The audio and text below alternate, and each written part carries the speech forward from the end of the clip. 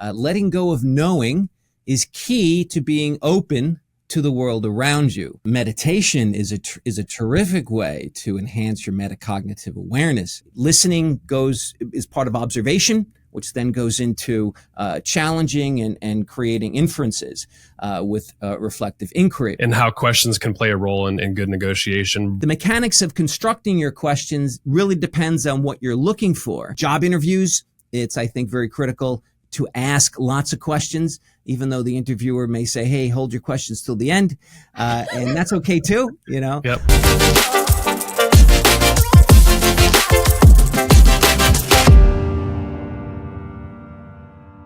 Sean, thanks for coming on the show. Thanks for having me, Brandon. I appreciate the invitation.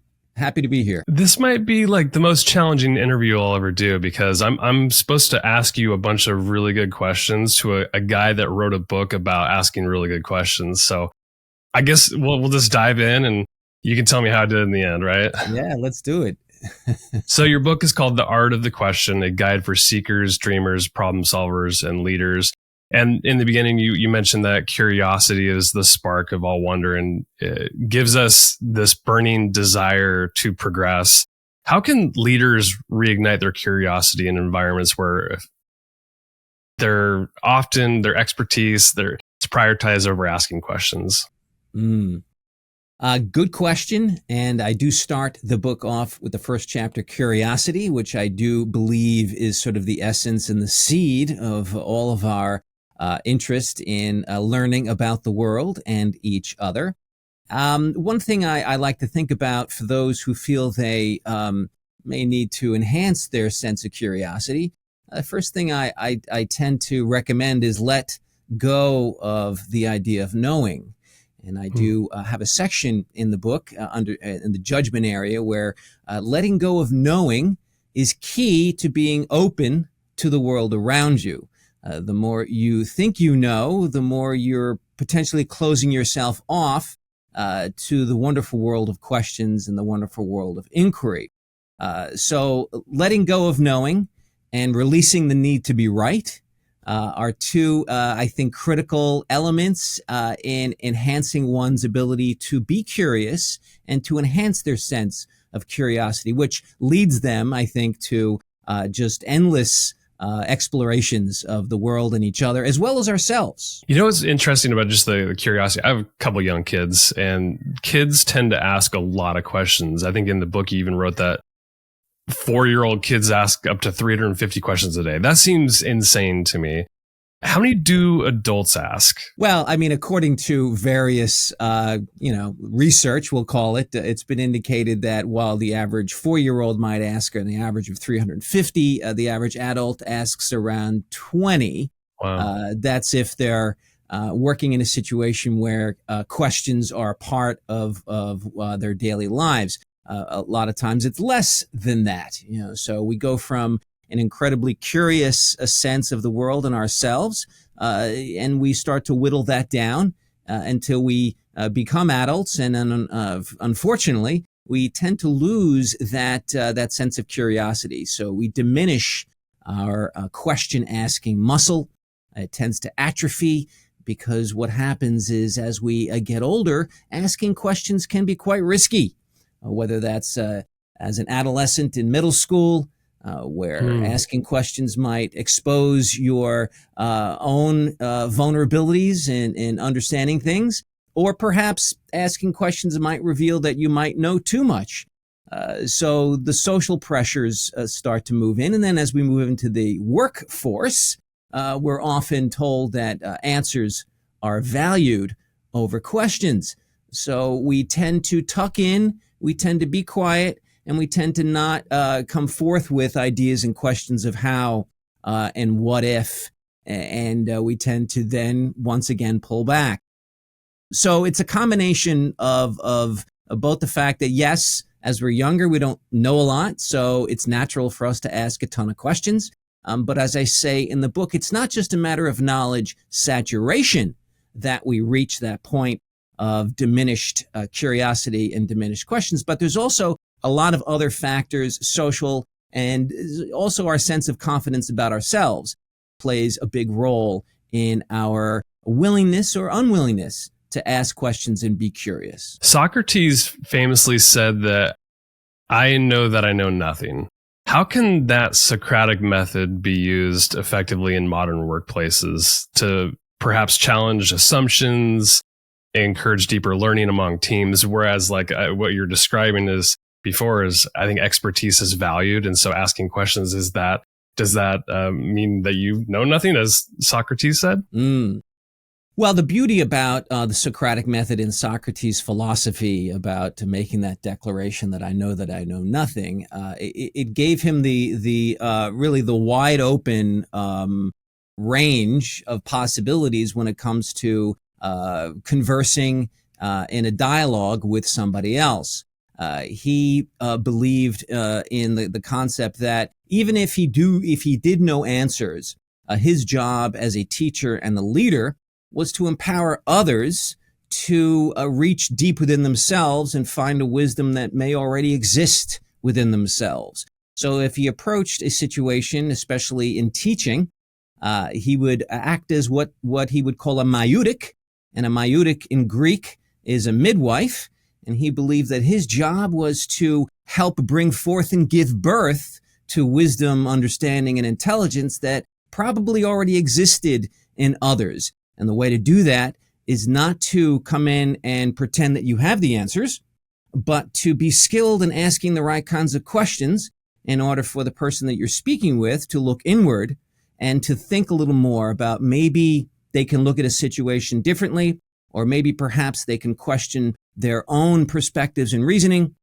So he, as I believe, I often try to also sort of live this idea of that, not approaching a situation as if I have the answers or if I know everything, which is often the case in my experience with my early managers in corporate America, where there was this sense that managers, management, and even leadership was about having the answers, was about being the smartest person at the table in the room.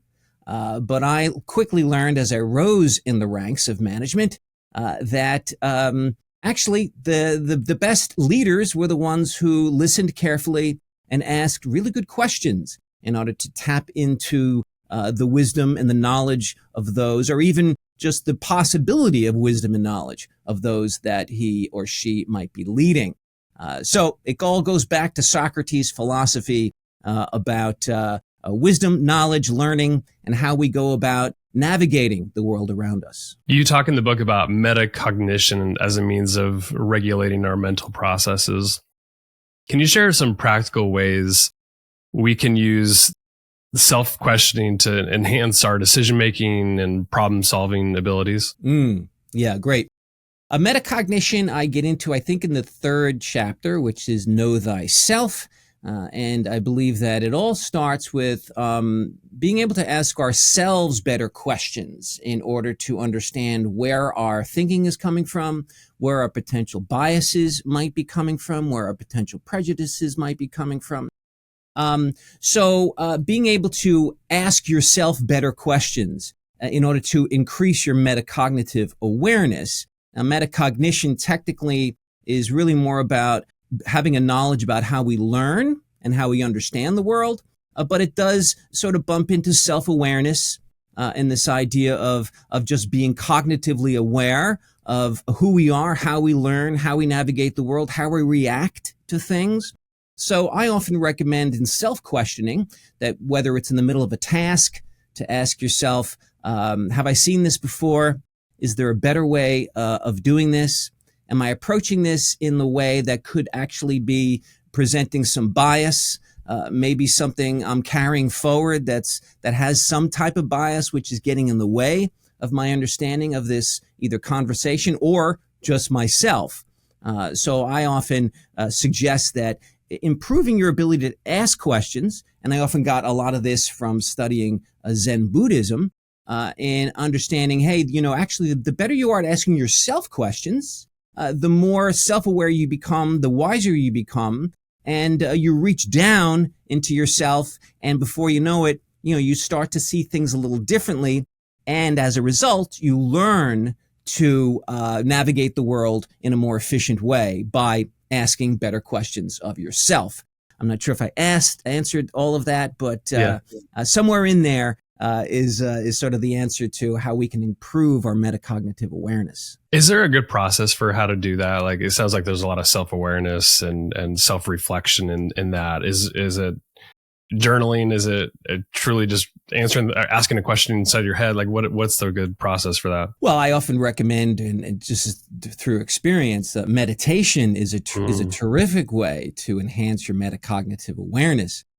In meditation, you put yourself into a state that you become hyper aware and hypersensitive of the things around you, and you don't pass judgment. And in that process, you try to access what I call the observing self, where you actually sort of separate your consciousness and you look down upon yourself as you contemplate or as you take in the things that your mind is bringing in front of you. If you can access your observing self, you then have access to what I call the beginner's mind. And the beginner's mind is where you actually approach things with a very fresh, sort of blank slate. As a child might, right? So the beginner's mind is not making assumptions, not assuming that you have the answers, not assuming that, you're the smartest person in the room. So meditation gives us access to the observing self, which gives us access to the beginner's mind. And in that process, we become more humble about our place in the world and our own knowledge about ourselves. But in that sort of humility, we actually elevate our ability to understand ourselves better and become more metacognitively aware of who we are, how we learn, and how we deal and react to situations. Because we often have patterns of reaction when it comes to us, especially at work, right? We have certain people who just trigger us, situations, meetings, deadlines, whatever, these things we know are going to cause a certain reaction within us. The more metacognitively aware we are, the less we're shocked by these things. The less metacognitively aware we are, the more shocked we are every time these things happen, even though they're pretty predictable. We know that when Charlie comes in for the meeting, I know there's going to be a problem because we've had an issue that's just been ongoing. But every single time I get tense and I don't know how to deal with it. So the more you explore yourself through self-questioning, the more you're able to prepare yourself in those situations, increasing the metacognitive awareness and also your ability to deal with emotional reactions and your overall ability to handle a situation. There is an amazing section in the book about the Socratic 8. There might be a lot to unpack, but how can the Socratic 8 help us think critically about fact, fiction, opinion, and belief? Because often those things are so blurred nowadays. I don't know if there's an example that might help illustrate this best, but I'll let you unpack that for us. Yeah, the Socratic 8 is sort of a concept I had. Socrates had a sort of a framework for how to understand something. And he had 4 directions of thought. I think it's basically your origin of the idea. It's evidence, the perspective, and the consequence of the idea. And from those 4 particular areas of thought, he derived a series of questions, and I sort of broke them down to 8 areas. And they have to do with critical thinking and how we approach a situation, how we solve problems, how we interpret a situation, how we interpret a problem that maybe a direct report is bringing to us. And as their leader and manager, it's on to us to figure out how best to help them solve their problem. So the Socratic 8 helps us walk through sort of the 8 aspects of the origin, the point of view, the evidence, the data, the consequences. And each of these aspects of questions helps open up a new door to gain a bigger understanding of what this is about. So I started using this as a manager many years ago. I wouldn't necessarily go through all 8 each time, but the concept would be, let's walk through this. Where did this come from? What's the origination of this idea? What's the motivation behind it? To understand, okay, where's the origin? Where's this coming from? What would somebody else perceive this situation as for instance, point of view? What evidence do we have to support that this is actually happening and it's not just something that we're perceiving? And on and on. So of those 8 questions, and they're in the book here, but basically you've got question the question, which is the origin. I often start by saying, is this the right question to be asking? Maybe that's not the right question. And I go through lots of examples in the book where you'll have a situation, maybe you have a big problem, maybe you have to innovate, and you're going down a path with a team. But someone never asks, is this the right question to be asking? Are we pursuing the right idea here, or are we being distracted by something else? So that's the first question. The second would be, what are the goals of this particular question or inquiry? What's the data? We're going to question the data. Is it valid? In addition to that, how are we interpreting the data? Okay, maybe the data is correct, but maybe we're misinterpreting what actually is being presented to us. What viewpoints, perspectives, an example, evidence, which is, for instance, assumptions. Are we making assumptions about what's happening here? We always are making assumptions, sometimes correct and often not correct. Questions the concepts and principles behind the idea. And finally, what are the consequences if we go ahead and make this, we proceed with this idea? What are the consequences? How does this play out? So Socrates kind of laid out these ideas, 4 areas of thought. I put together sort of the 8 questions around that, which kind of help you move through in a systematic way how to deconstruct an argument, or how to help someone figure out how best to pursue a solution to a problem. You described listening as like one of the most essential skills that we could have. How does listening help improve questions that we ask? And also, for those that aren't great listeners, what are some ways to improve listening skills? Another great question. I do see listening as probably the number one critical communication skill. Without good listening skills, it's hard to develop a connection with someone. It's hard to establish trust with someone. It's hard to build rapport with someone if you're not listening well. Listening well requires being quiet, both inside and outside. It requires being fully present. These things are not easy and aren't automatically kind of instinctive for many of us. Many of us are preloading what it is that we want to say next. We want to preload what it is that we're going to argue about. We're going to selectively listen to the things that we want to hear. We want to pick out the things that are going to support our argument and dismiss those things that don't support our argument. So we are naturally selective listeners. However, that certainly can get in the way of our ability to connect. And especially if you're trying to have a relationship with someone, whether that's business or otherwise, where trust is critical.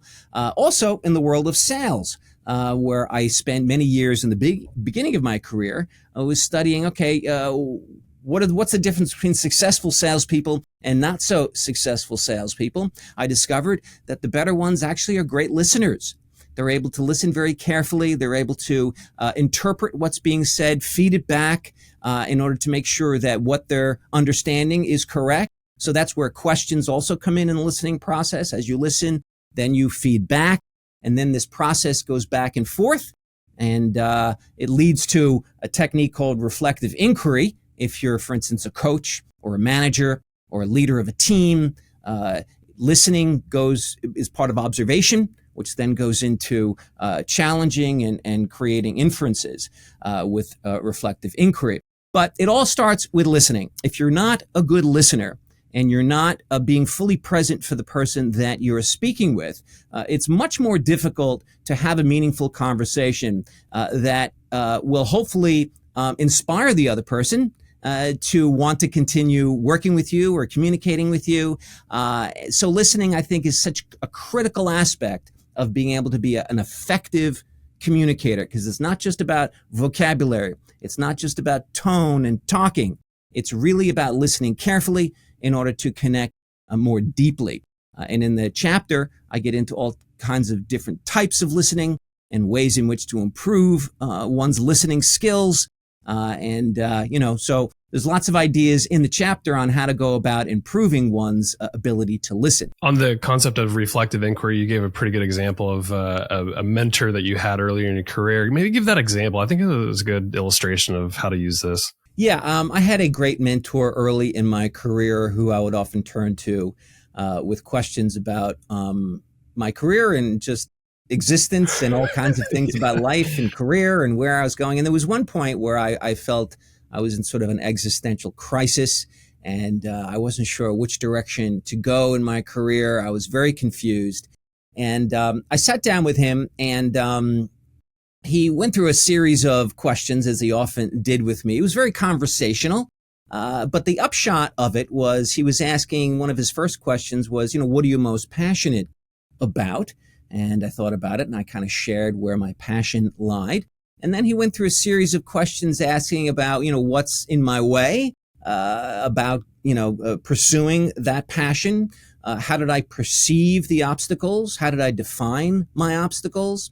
He then would switch from, if you had courage, what if you were brave? And he used terms like bravery, which shifted my thinking a bit from courage being the concept of possibility, and that, yeah, I'm courageous, I have the will, but bravery kind of goes farther than that, and also it demonstrates your ability to actually act on it. So through his questioning, he was able to sort of create a frame for me that I was able to reflect back on my own thinking and think, okay, maybe I'm looking at this thing maybe a little bit of a distorted manner. And his questions helped me kind of clear up my mind and see what was possible. He avoided why questions, and I get into the problem with why and the trouble with should in a later chapter, because we don't have to get into the whys right now, but he avoided why because he felt that might be it. I don't know if he knew this. I learned it later on, the problem with why, but he avoided it. And instead he asked me the what if and how might I, and things like that, which were questions which opened up possibilities, which opened up a path to a solution, as to why questions which can sometimes get dragged down in explanations and excuse making. And I have lots of examples of that in the book about working with my son when he was very young, and the wonderful excuses he would come up with when I would use why, Yeah. So reflective inquiry is a wonderful technique for any manager, coach, leader to help person that you're working with, if you're a mentor, to help them rethink how it is that they're perceiving their own thoughts and help them shift slightly. He was not there to give me answers. He was not there to prescribe a solution. He was not there to map out a career path for me. That wasn't what he was all about. He was about trying to empower me to think differently in order to be more self-motivated and a little more clear, to remove some of the obstacles that I had placed in front of me that weren't really obstacles at all, but they were just constructs in my own mind that were getting in the way. So that was sort of the example of I used in the book in a roundabout way. That's great. Since your book, the title is called The Art of the Question, if you could boil it down to what are the core mechanics of a good question, what are those? Well, I guess it depends on what you're looking for, right? I dedicate a chapter to the mechanics of questioning, which is basically the 5 W's, the who, what, where, when, why, and then how.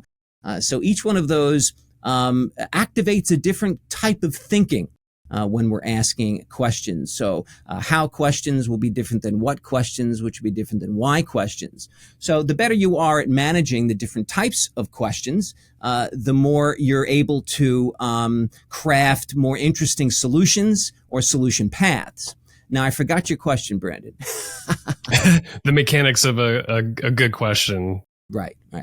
So again, it depends on what your objective is. I sort of break up the book where the last third of the book is about creativity mainly, and I really use the question, how might we, as the sort of the key anchor and pivot for all creative thinking. So how might we is a beautiful type of question that poses what's possible and not how can we. Because, lots of ways you can do something, but how might you do something goes back to that concept of bravery. You have to think of it in a standpoint of action. How might we solve this problem? Not how can we? There's lots of ways we can do it, but how might we gives us more of a tendency to, okay, let's figure out how to innovate in a more creative way. So how might we is a great type of question. I often ask this even in a non-creative situation where I might say, well, how might we solve this particular problem here? And what's nice about how might we is it invites others to present their ideas. It doesn't throw down a specific idea. It opens up the floor. It gives people a certain agency to contribute.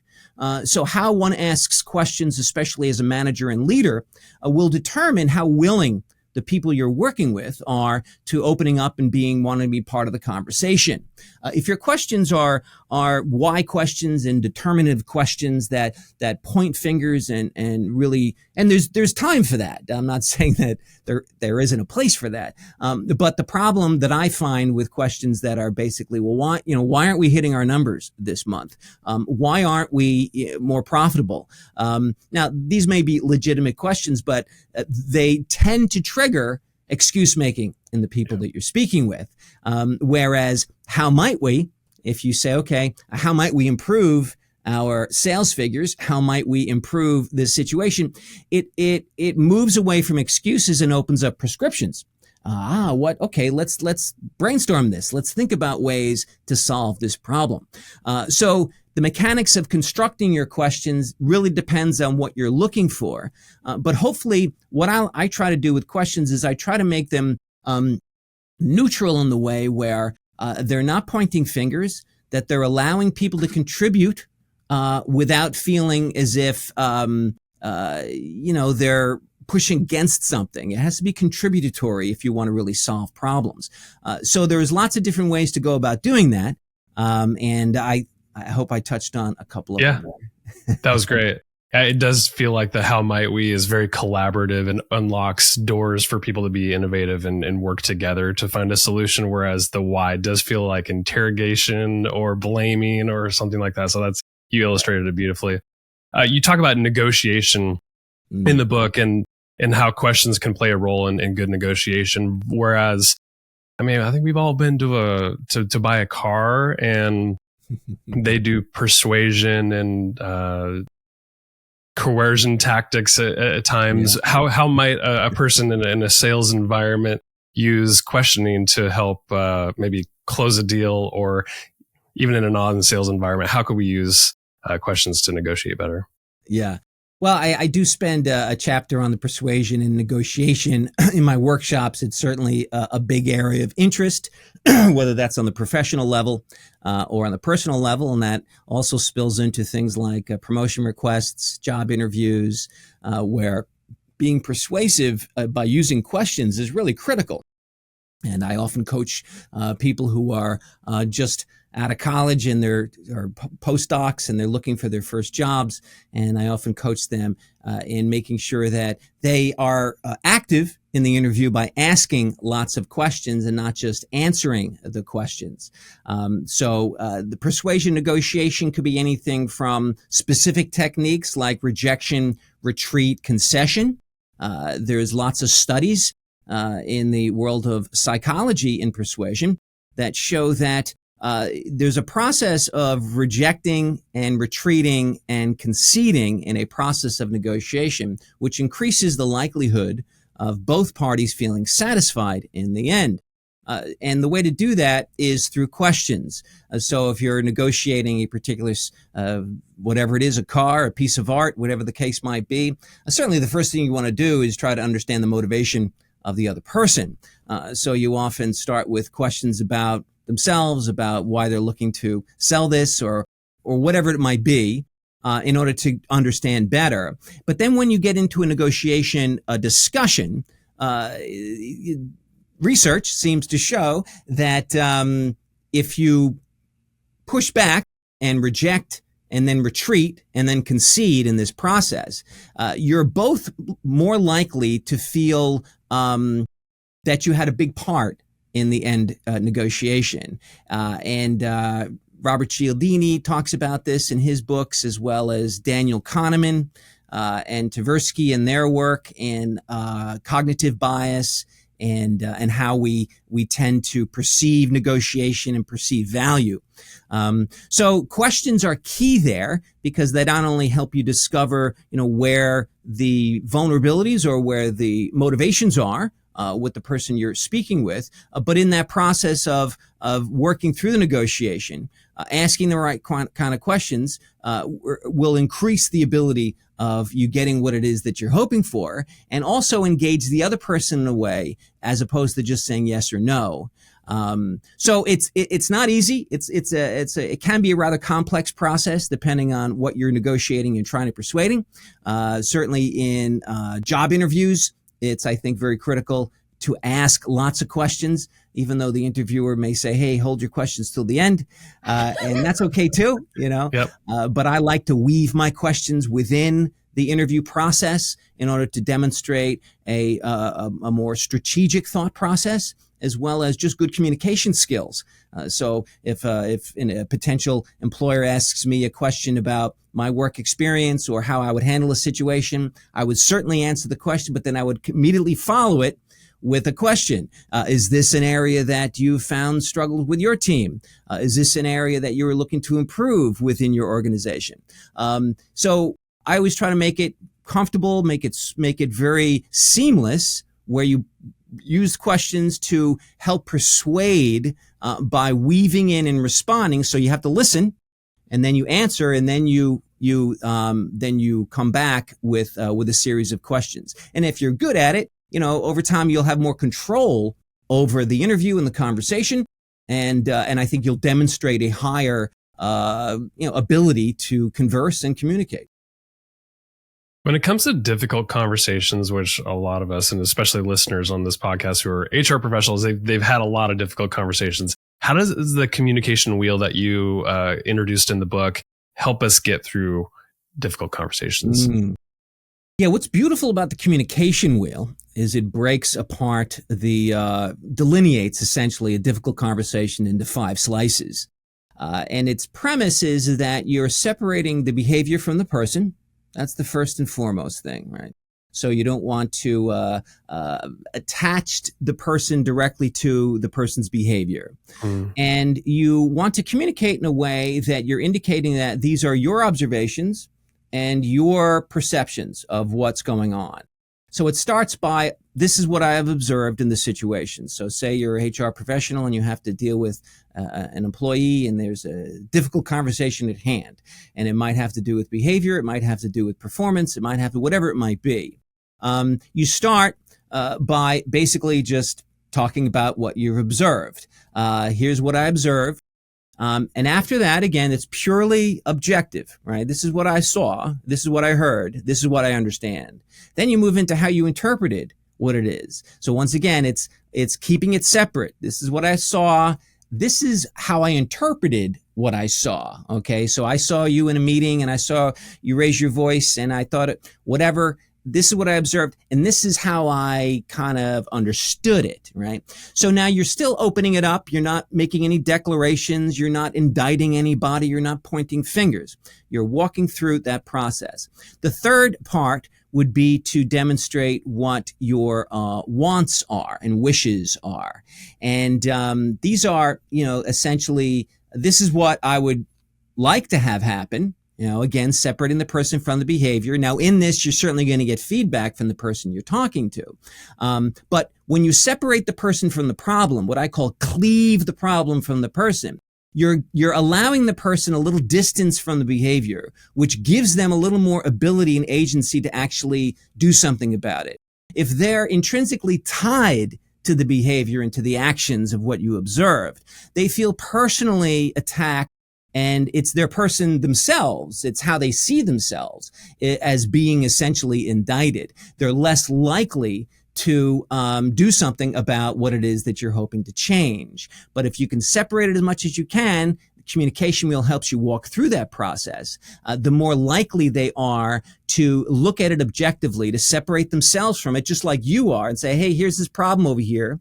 It's not you, it's a behavior. Maybe it is you, but the point is that we don't want to necessarily say that this is you. This is a particular performance issue, a behavior issue, a situation that we'd like to talk about and figure out how to change in the future. From there, you have what you're willing to do. So there's compromise. So for instance, in that process, well, Sally, she's very aggressive and she never lets me speak anyway. So I had to raise my voice in that situation. Maybe it came across a little aggressive and maybe she was a little offended by it. But this is where I'm coming from, right?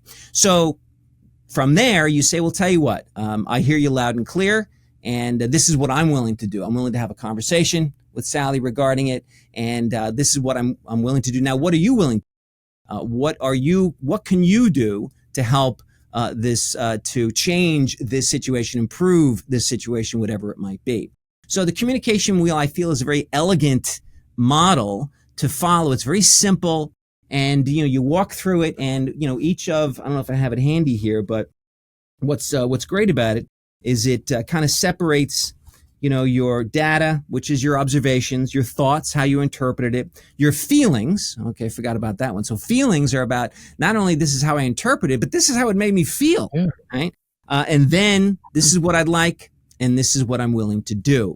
So I find the model to be quite effective, whether it's in a business situation or a personal situation where you're trying to correct a behavior. Well, Sean, this is good stuff. Great conversation. We covered a lot of ground. The book covers way more than what we touched on today. But I'm going to wrap up with this, and I hope you find this kind of funny. So what? Who cares about asking good questions? Answer me that. Right.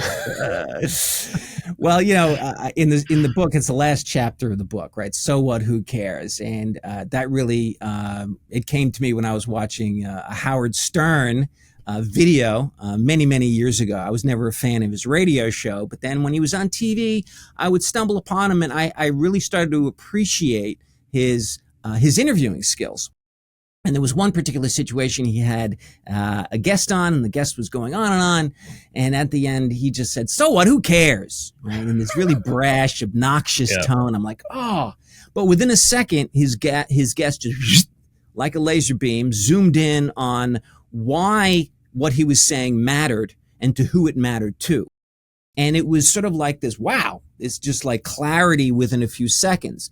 I thought about that after watching that, and I started incorporating it into my own communications, whether it's writing an email, putting a proposal together, or maybe preparing a speech to a group of people.